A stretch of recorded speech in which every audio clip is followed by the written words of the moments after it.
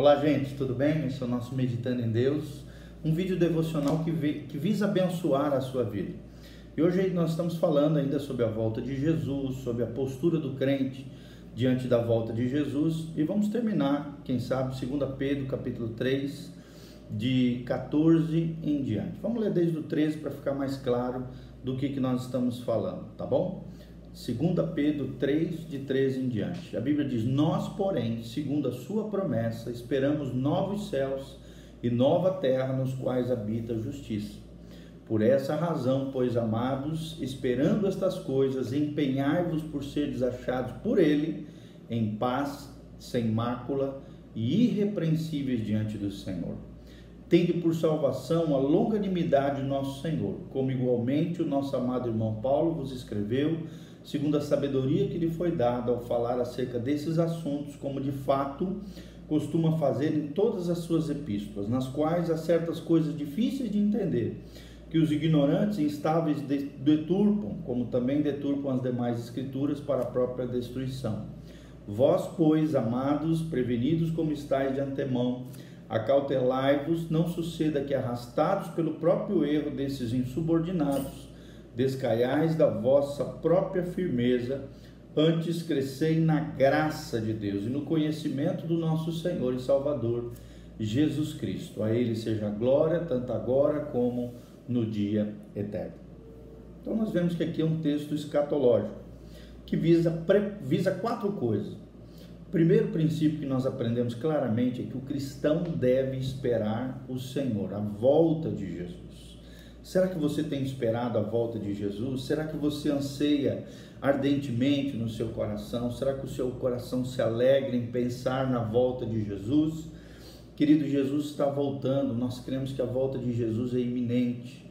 Precisamos esperar a volta do Senhor, ansiosos.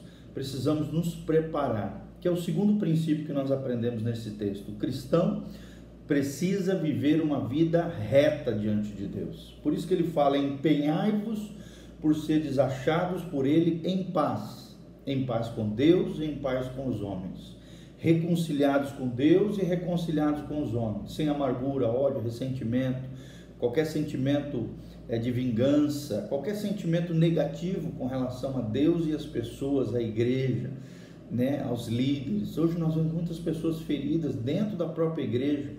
Claro que, infelizmente, por imaturidade de muitos líderes, por erros e falhas teológicas, por situações diversas entre os irmãos.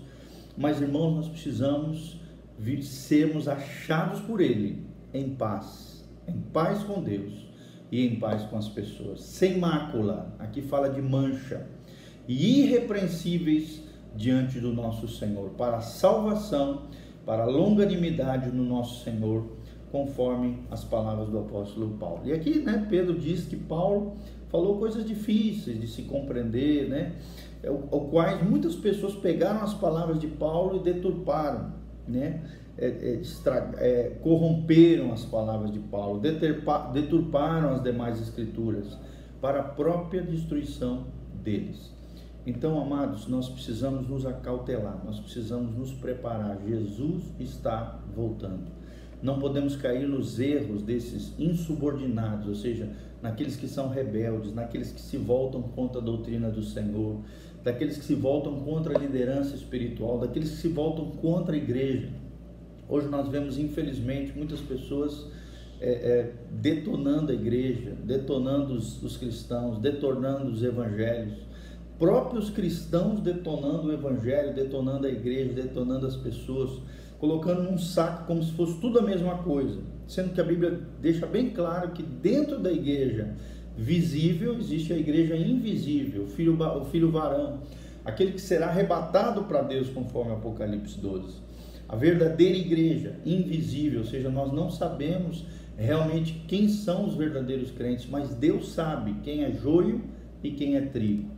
O que nós precisamos ser trigo de Deus e nos acautelar, tomar cuidado, para que não venhamos a cair no erro desses rebeldes, para que não sejamos envolvidos pela rebeldia, para que não descaiamos, como diz aqui, da própria firmeza. Que firmeza é essa? A firmeza da fé, a firmeza de uma vida fundamentada no Evangelho de Jesus Cristo, na graça de Deus, a confiança nos méritos de Jesus, no sacrifício de Jesus, na obra expiatória de Jesus, na ressurreição dos santos.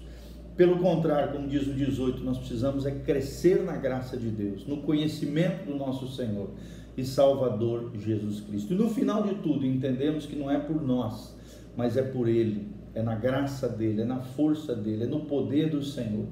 Por isso o autor Pedro termina dizendo: a Ele seja a glória, tanto agora como no dia eterno. Ou seja, por toda a eternidade, a glória do Senhor será espalhada por toda a terra, assim como as águas cobrem o mar. Os 4 princípios que nós precisamos aprender nesse trecho da palavra de Deus. O cristão deve esperar e ansiar ardentemente a volta de Jesus. Segundo, o cristão precisa viver uma vida reta, sem mácula nem mancha, e ser achado por Deus em paz com Deus e com os homens. Viver uma vida reta é o segundo princípio. Terceiro, o cristão precisa estudar as Escrituras, estudar a palavra de Deus. Isso significa crescer na graça e no conhecimento do nosso Senhor e Salvador Jesus Cristo. Ler a palavra todo dia, em oração, em quebrantamento, esperando que Deus fale conosco através das Escrituras, para que possamos crescer na graça de Deus e no conhecimento do nosso Senhor. E o quarto princípio é isso: crescer em Cristo. O crescimento na vida do cristão não para. Precisamos amadurecer todos os dias, precisamos nos santificar todos os dias, precisamos nos consagrar cada dia mais a Deus e entender que existe crescimento possível para a sua vida espiritual. Todos os dias você pode ser melhor, um melhor pai, uma melhor mulher, uma melhor esposa, uma melhor mãe, um melhor filho, um melhor avô, um melhor cidadão na sociedade.